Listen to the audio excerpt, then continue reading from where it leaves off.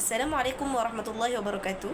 Jadi pada hari ini, saya dan ahli kumpulan saya akan membentangkan satu tajuk yang telah diberikan di dalam PB Pentaksiran Berterusan bagi subjek Pendidikan Islam. Jadi, tajuk tersebut ialah peranan khalifah dengan konsep amar ma'ruf nahi munkar. Sebelum saya menerangkan apakah peranan khalifah dalam menerapkan amar ma'ruf nahi munkar, kita mestilah kena kenali apakah maksud khalifah.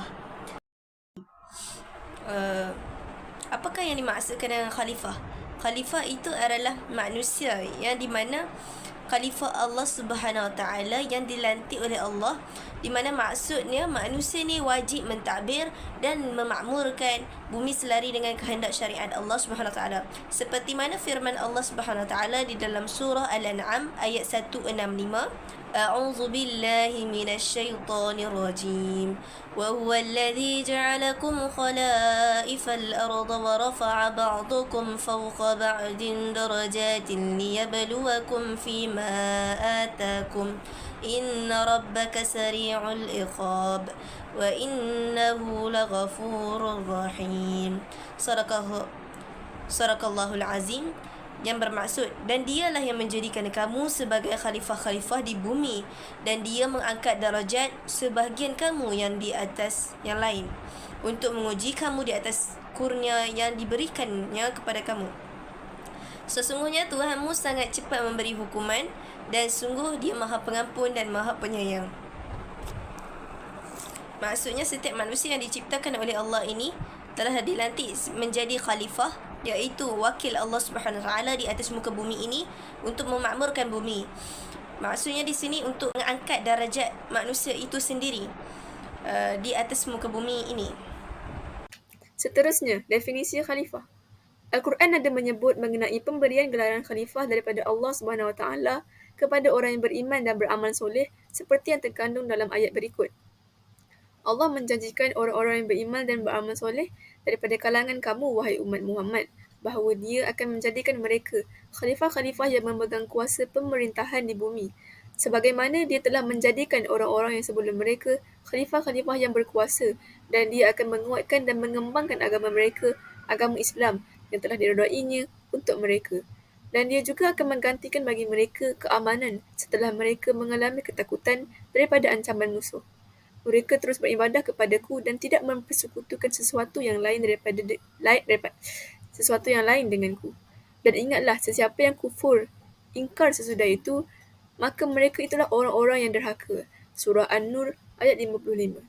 Jadi di sini, definisi khalifah adalah orang-orang yang Allah pilih untuk memakmurkan bumi, dan mereka ini perlu melaksanakan objektif-objektif tertentu yang Allah tetapkan ke atas mereka, yakni mereka ada amanah yang perlu dipikul. Maksud khalifah dari segi istilah ialah generasi manusia yang dipilih oleh Allah Subhanahu Wa Taala sebagai penggantinya untuk mentadbir, mengurus dan memakmurkan muka bumi ini dengan menjalankan syariat Allah Subhanahu Wa Taala, sama ada di peringkat peribadi, keluarga, masyarakat, negara dan antarabangsa. Rasulullah SAW juga pernah bersabda dalam sepotong hadis sahih yang bermaksud, setiap kalian adalah pemimpin dan setiap pemimpin akan diminta bertanggungjawabkan atas yang dipimpinnya. Hadis riwayat Bukhari dan Muslim.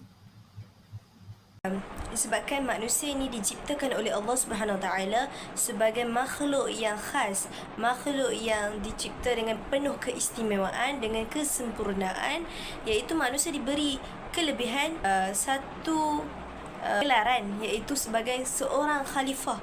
Jadinya peranan seorang khalifah ini mengajak kepada amar ma'ruf dan nahi munkar. Jadi kita teruskan kepada isi yang utama kita, konsep amar ma'ruf dan nahi munkar, di mana perkataan amar ma'ruf nahi munkar ini, iaitu al-amru bil ma'ruf wan nahyu 'anil munkar, berasal daripada pengistilahan daripada ayat Al-Quran yang bermaksud mengajak kepada kebaikan dan mencegah kemungkaran. Mengajak kebaikan ialah mengajak manusia ni kepada Allah Subhanahu Wa Taala, iaitu mentauhidkan diri kepada Allah dan mentaati perintah Allah. Amar ma'ruf nahi munkar ialah amalan sunnah Nabi yang fardu. Sunnah bererti apa yang Nabi lakukan setelah menerima wahyu daripada Allah Subhanahu Wa Taala dan memenuhi kehendak Allah yang mahu semua manusia ni beriman kepada Allah Subhanahu Wa Taala. Jadi amalan ini adalah sunnah kesemua para nabi dan merupakan amalan atau tuntutan rukun Islam pertama yang dijalankan secara berjemaah, fardu kifayah maupun bersendirian.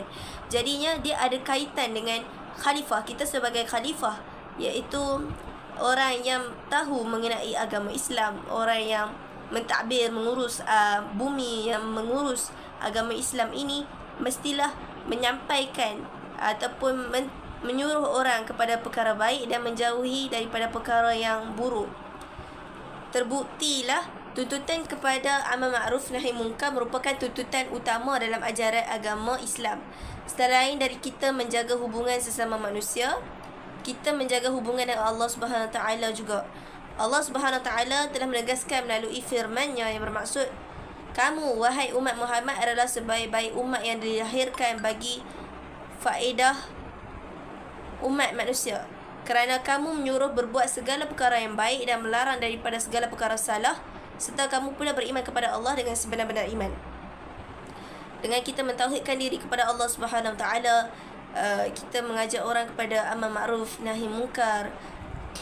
Sebab di mana kita ni bukan menjaga hubungan kita dengan manusia sahaja, kita menjaga hubungan kita dengan Allah, iaitu hablum minallah dan hablum minan nas, iaitu menjaga hubungan dengan manusia dan menjaga hubungan dengan Allah. Kita seimbangkan apa di antara dua perkara tersebut supaya konsep amal ma'ruf nahi munkar kita sebagai khalifah ni terlaksana. Manusia dipertanggungjawabkan untuk memastikan kehidupan di dunia ni aman dan sejahtera. Memastikan alam semesta ini memastikan alam semesta ni terjaga. Oleh itu, antara tugas khalifah adalah memastikan kejayaan kehidupan di dunia adalah amal ma'ruf nahi munkar, iaitu menyeru kepada kebaikan dan mencegahkan kemungkaran. Hal ini selari dengan firman Allah Subhanahu Wa Taala dalam surah An-Nahl ayat 125. A'udzu billahi minasyaitonir rajim.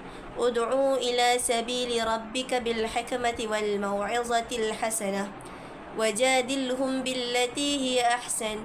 Inna rabbaka huwa a'lamu biman dhalla 'an sabilihi wa huwa a'lamu bil muhtadin. Maksudnya, serulah ke jalan Tuhanmu wahai Muhammad dengan hikmat kebijaksanaan dan nasihat pengajaran yang baik, dan berbahaslah dengan mereka yang engkau serukan itu dengan cara yang lebih baik. Sesungguhnya Tuhanmu dialah jua yang lebih mengetahui akan orang sesat dari jalannya, dan dia jualah yang lebih mengetahui orang-orang yang mendapat hidayah petunjuk.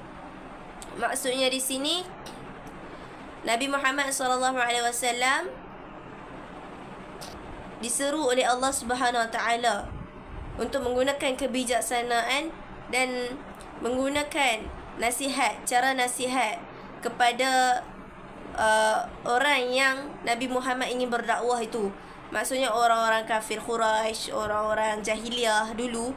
Nabi Muhammad SAW menggunakan kaedah nasihat dengan cara yang baik, mencegah dengan cara yang baik, bukannya dengan mencegah secara yang tidak elok, kerana manusia ni hati dia berbolak-balik, dan manusia ni hati dia. Terdapat 5 peringkat peranan khalifah dalam konsep amar ma'ruf nahi munkar.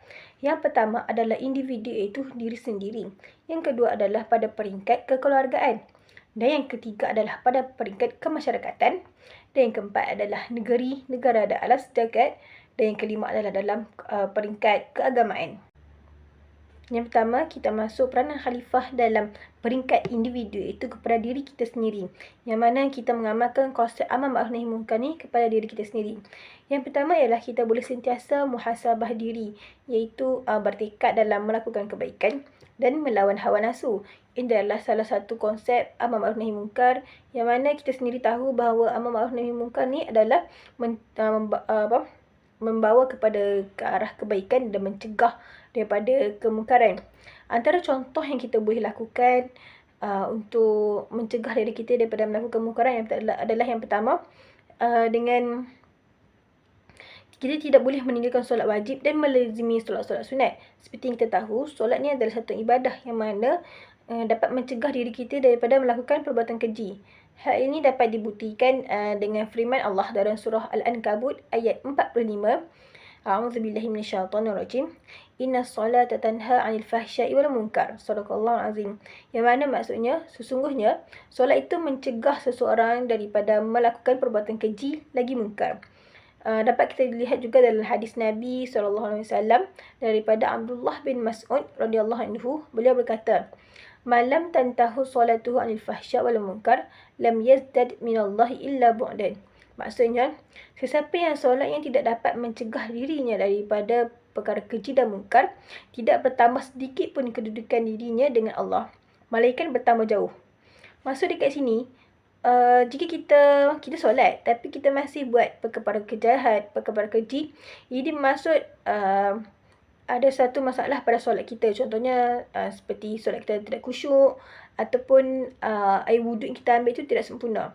Jadi marilah kita sama-sama memperbaiki solat, kerana solat ini dapat mengurangkan keinginan kita untuk melakukan ke arah kejahatan. Baiklah, poin kedua adalah menjaga harga diri, iaitu kita menjaga maruah kita dengan mana kita memaksa diri untuk tidak melakukan maksiat, dan kita mestilah sentiasa istiqamah dalam melakukan sesuatu ibadah itu. Yang mana kita pernah dengar bahawa satu ibadah yang paling baik ataupun disukai oleh Allah adalah ibadah yang sedikit tapi kita istiqamah melakukannya. Contohnya, kita boleh melazimi puasa dan mendengar tazkirah. Ada hadis Nabi SAW yang berbunyi, "Waman lam yastati' fa'alaihi bisawm fa'innahu lahu wija." Maksudnya, barang siapa yang belum mampu menikah, maka berpuasalah kerana puasa itu bagi ubat baginya. Okey, contoh di sini macam jika kita tidak dapat menahan kita melakukan kemaksiatan, kita boleh mengamalkan malam puasa sunat, kerana bila kita berpuasa ni, ia macam dapat mencegah diri kita daripada melakukan kemungkaran. Okey, yang kedua adalah kita sentiasa mendengar tazkirah ataupun ceramah daripada ustaz-ustaz, seperti di media sosial, seperti di TikTok, Instagram dan Facebook sebagainya.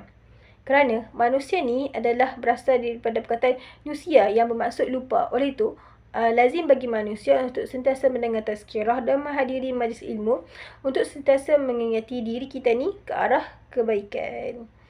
Okey, seperti mana kita tahu juga, bila kita berada dalam majlis ilmu ni, kita akan mendapat rahmat Allah, dan kedudukan keistimewaan dalam majlis ilmu ni, ada banyak malaikat yang menurunkan rahmat kepada kita.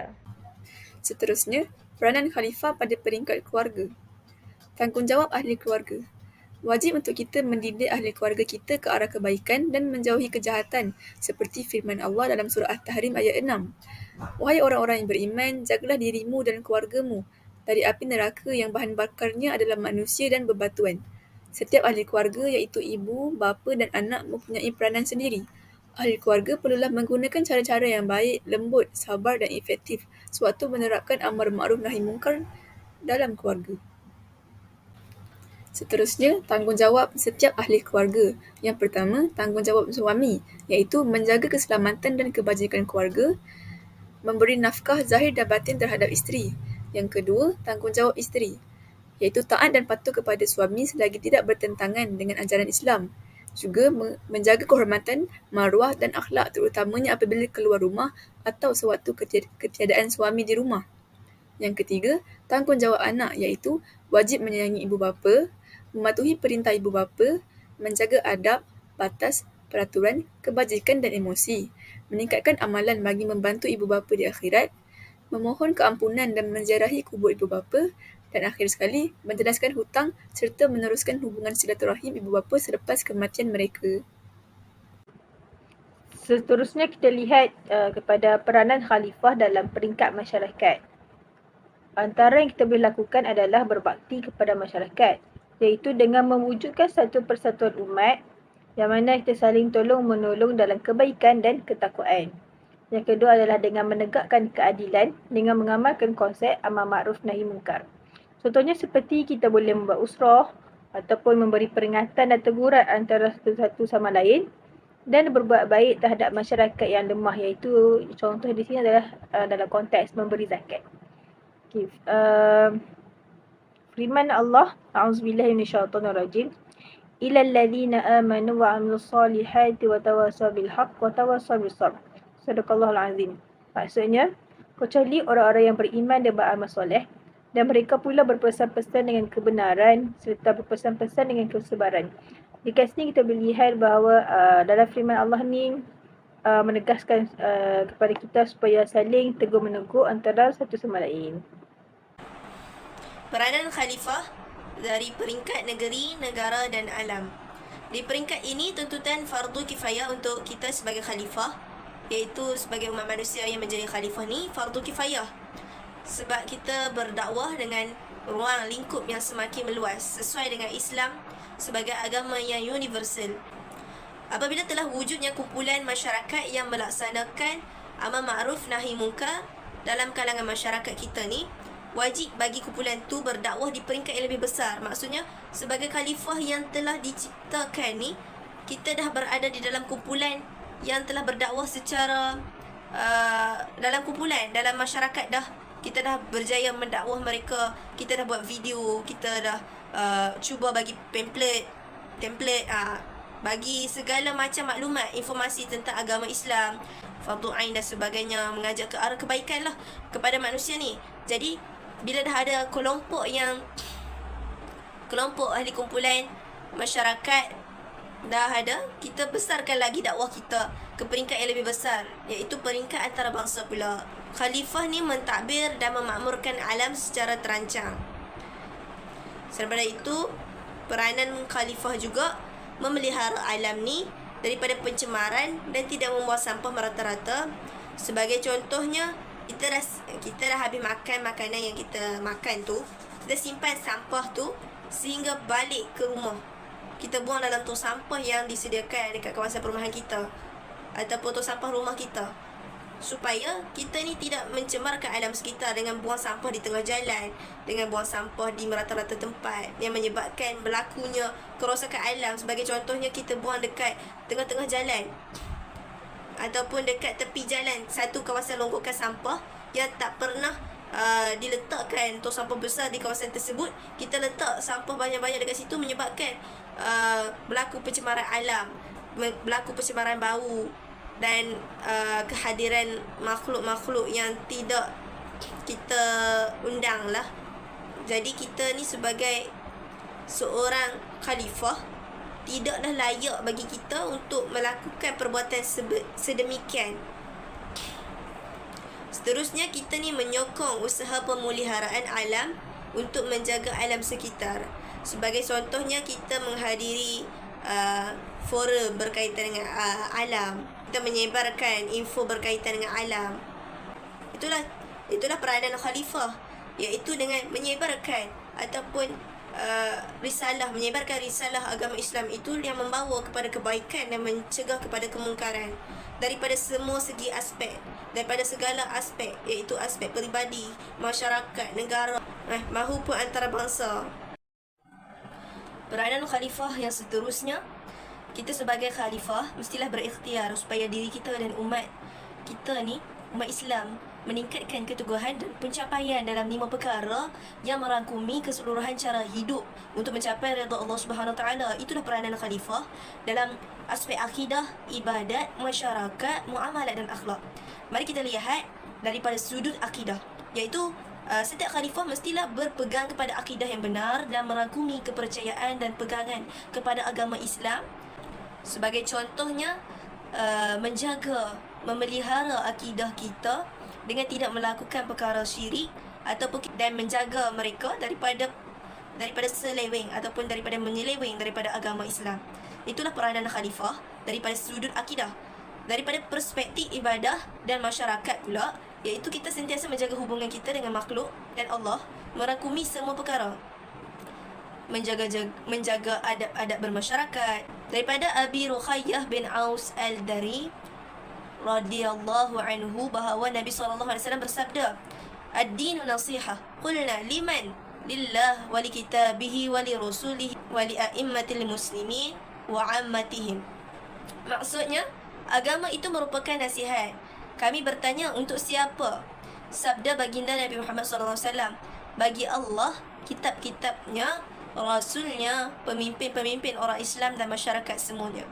Jadinya kita menebarkan agama Islam, kita mengajak orang kepada kebaikan, melauhkan orang daripada perkara-perkara yang dilarang oleh Allah SWT dengan menggunakan konsep nasihat. Selain daripada itu, muamalat, iaitu hubungan antara manusia dengan manusia yang lain dalam urusan harian untuk memenuhi keperluan mengikut syariat. Iaitu sebagai seorang khalifah, kita menggunakan perbankan Islam. Sekarang ni banyak sahaja bank-bank yang telah melaksanakan perbankan Islam. Sebagai contohnya Bank Islam, cara Islam, cara bermuamalat, cara Islam. Daripada sudut akhlak pula, kita menjaga perhubungan dan pembersihan jiwa, menjaga moral, nilai moral dan lain-lain. Iaitu kita membersihkan jiwa kita daripada segala kekotoran. Kita ni sentiasa bermuhasabah balik, muhasabah diri, bahawa kita sebagai hamba Allah Subhanahu Taala, sebagai khalifah, sebagai hamba yang lemah, hamba yang hina, memegang, memikul agama, memikul amanah yang telah diberikan oleh Allah Subhanahu Taala dengan melaksanakannya. Setelah kita meneliti peranan ataupun tanggungjawab khalifah, iaitu diri kita sendiri dalam pelbagai peringkat individu, peringkat keluarga, peringkat dalam masyarakat, negara dan juga dalam konsep keagamaan itu, pula kita tahu kepentingan dalam mengamalkan konsep amar ma'ruf nahi munkar itu sendiri. Okey, Allah SWT telah mengingatkan umat Islam itu kepada kita, umat Nabi Muhammad, kesan daripada kelainan menegakkan kewajipan amar ma'ruf nahi munkar. Kita boleh lihat dalam firman Allah dalam surah Al-Anfal ayat 25 yang bermaksud, dan jagalah diri kamu daripada berlakunya dosa yang membawa bala bencana, yang bukan sahaja akan menimpa orang yang zalim di antara kamu secara khusus, tapi akan menimpa kamu secara umum. Dan ketahuilah bahawa Allah Maha berat azab siksanya. Maksudnya di sini, kalau satu kaum tu membuat kejahatan kemungkaran yang mendatangkan kemurkaan kepada Allah, jika Allah menurunkan satu bala, bukan golongan yang melakukan kemungkaran itu sahaja akan terkena, tetapi kepada semua penduduk tempat itu. Jadi itulah pentingnya mengapa kita perlu mengamalkan konsep amar ma'ruf nahi munkar ni. Okay. Terdapat juga beberapa poin kepentingan konsep amar ma'ruf nahi munkar. Yang pertama adalah untuk menjaga harta. Yang mana daripada konsep amar ma'ruf nahi munkar ni, kita mencegah melakukan jenayah. Contoh melakukan seperti mencuri, berompak dan sebagainya. Antara contoh inisiatif yang boleh dilakukan adalah, yang dapat kita lihat di sini adalah apabila kerajaan membuat undang-undang, menggubal undang-undang untuk menjaga harta kita. Dan yang seterusnya adalah menjaga nyawa. Daripada konsep amar ma'ruf nahi munkar ni, kita dapat menjaga nyawa setiap insan yang bernyawa di sini. Antara contohnya adalah dengan adanya undang-undang tentang pembunuhan. Bila adanya undang-undang tentang pembunuhan ni, seseorang itu akan takut untuk melakukan pembunuhan. Dan yang kedua adalah kita boleh mengajak semua orang ke arah dalam proses perbaiki diri, yang mana ia boleh elak dalam masalah bunuh diri. Dapat kita lihat pada masa kini terdapat banyak sangat berita-berita tentang bunuh diri. Hal ini terjadi apabila seseorang yang mengalami tekanan jiwa tidak ada tempat untuk mengadu ataupun seperti rasa putus asa. Jadi konsep amar ma'ruf nahi munkar ni, yang mana mengajak ke arah kebaikan ni, kita boleh mengajak orang-orang seperti ini untuk berubah sedikit demi sedikit, mencari Allah Ta'ala dan mencari ketenangan dalam agama Islam. Kepentingan konsep amar ma'ruf nahi munkar dari sudut sosial ialah khalifah bertanggungjawab menjaga kebajikan rakyat supaya dapat menikmati kehidupan di dunia dan akhirat, seperti penyediaan kemudahan awam, iaitu hospital, sekolah dan masjid. Seterusnya, khalifah juga bertanggungjawab untuk mengekalkan perpaduan ummah melalui konsep musyawarah atau syura. Dari sudut ekonomi ialah khalifah bertanggungjawab untuk menguruskan hal ehwal kewangan dan pembendaharaan negara serta zakat bagi, menyekat penipuan urus niaga, menghalang aktiviti riba, membanteras monopoli barang, memantau kehalalan barang, mencegah perniagaan yang dipaksa, mengawal penetapan harga, dan akhir sekali bagi memastikan perniagaan ditutup semasa solat Jumaat. Seterusnya, kepentingan menjadi khalifah yang melaksanakan amar ma'ruf nahi mungkar daripada perspektif politik, iaitu sabda Nabi SAW, kanat banu Israel تسوسهم الأنبياء كلما هلك نبي خلفه النبي وإنه لنبي بعدي وستكون خلفاء تكثر. Yang maksudnya adalah bagi Bani Israel, mereka diuruskan dan urusannya oleh para nabi. Tausuhumul anbiya. Ketika seorang nabi wafat, nabi yang lain datang menggantinya. Tidak ada nabi setelahku, namun akan ada ramai para khalifah. Maksudnya di sini Nabi SAW menyatakan selepas nabi wafat, setelah nabi wafat akan ada pengganti bagi Nabi Muhammad SAW. Dan Nabi menyatakan bahawa tidak ada Nabi setelah aku, iaitu setelah Nabi Muhammad, dan akan ada ramai para khalifah yang disebut sebagai khalifah, iaitu orang yang telah diberi amanah oleh Allah SWT untuk memikul tanggungjawab dalam mengajak kepada amar ma'ruf nahi mungkar. Khalifah yang disebut sebagai pemimpin dalam bidang politik ini mestilah melaksanakan syariah Islamiah. Jadi di sini dinukilkan bahawa pendapat Syekh Fathiyah Khan dalam bukunya Apa Ertinya Saya Menganut Islam, yang berkata beramal untuk Islam adalah wajib dari sudut hukum kerana tidak berjalannya syariat Allah di atas muka bumi dan penguasaan sistem dan undang-undang ciptaan manusia ke atas masyarakat manusia hari ini. Okey. Mewajibkan atas masyarakat manusia hari ini, mewajibkan umat Islam dan mengembalikan cara hidup Islam. Umat Islam juga wajib bekerja supaya manusia tunduk mengabdikan diri kepada Allah dari sudut keyakinan, akhlak dan sistem hidup mereka berdasarkan dalil daripada Al-Quran yang menyebut, A'udzubillahi minasyaitanirrajim, فَلَا وَرَبِّكَ لَا يُؤْمِنُونَ حَتَّى يُحَكِّمُوكَ فِيمَا شَجَرَ بَيْنَهُمْ ثم لا يجدوا في أنفسهم حرجا مما قضيت ويسلموا تسليما. Yang bermaksud, maka demi Tuhan, mereka pada hakikatnya tidak beriman hingga mereka menjadikan kamu hakim terhadap perkara yang mereka perselisihkan. Kemudian mereka tidak merasa dalam hati mereka sesuatu keberatan terhadap putusan yang kamu berikan, dan mereka menerima dengan sepenuhnya. Surah An-Nisa ayat 65. Jadi kita sebagai khalifah di muka bumi ini, kita sebagai pemimpin yang telah dilantik oleh Allah Subhanahu Wa Taala, dan jika kita dilantik sebagai pemimpin dalam sebuah negara, kita mestilah mewujudkan melaksanakan syariah Islamiah, kerana kita ini sebagai peranan seorang khalifah yang membawa amar ma'ruf nahi mungkar. Kita ini mewujudkan sistem syariah Islamiah, sebagai contohnya melaksanakan hukum ta'zir, melaksanakan hukum hudud, melaksanakan hukum-hukum yang berkaitan dengan undang-undang syariah yang Allahumma salli ala sayyidina Muhammad, mengikut apa yang telah disyariatkan di dalam Al-Quran ataupun Al-Hadis. Baiklah, setelah kita meneliti tentang peranan khalifah dalam 5 peringkat dan kepentingan khalifah dalam konsep amar nahi mungkar ni, semoga ia dapat memberi sedikit sebanyak input dan ilmu pengetahuan kepada kita semua. Okay, di sini disediakan pantun sebagai penutup bicara. Kalau tuan ke pekan seterpa, jangan dilupakan kuih bahulu. Usahlah kita leka dan alpa. Jagalah iman, carilah ilmu. Islam menyatukan ummah. Sekian, terima kasih kerana sudi mendengar.